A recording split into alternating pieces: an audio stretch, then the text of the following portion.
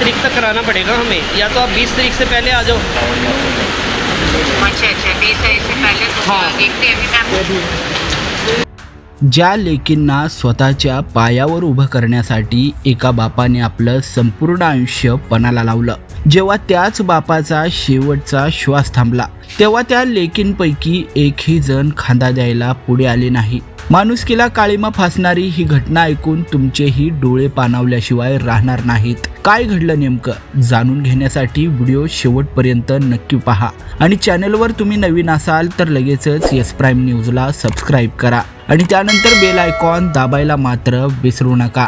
सोनीपत येथील शिवचरण राम गुप्ता हे एकेकाळी खूप मोठे कापड व्यापारी होते। त्यांनी अत्यंत कष्टाने आपल्या 3 मुलींना शिकवलं, लहानाचं मोठं केलं आणि त्यांना सरकारी नोकरीच्या योग्य बनवलं। पण नियतीचा खेळ पहा, ज्या मुलींना त्यांनी उच्च पदापर्यंत पोहोचवलं त्यांनीच वृद्धापकाळात आपल्या वडिलांची साथ सोडली।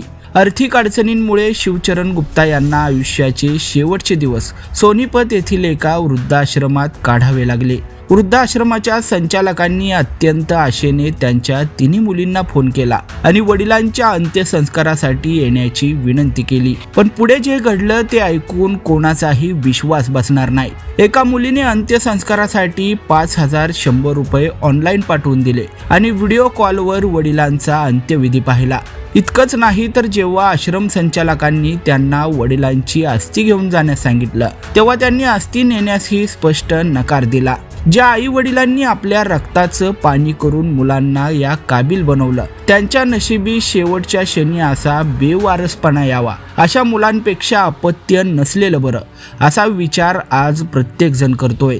आजचा काळ इतका बदलला आहे की मुलांसाठी आपलं सर्वस्व पणाला लावणाऱ्या आई वडिलांना शेवटी या जगातून बेवारसासारखं जावं लागतंय।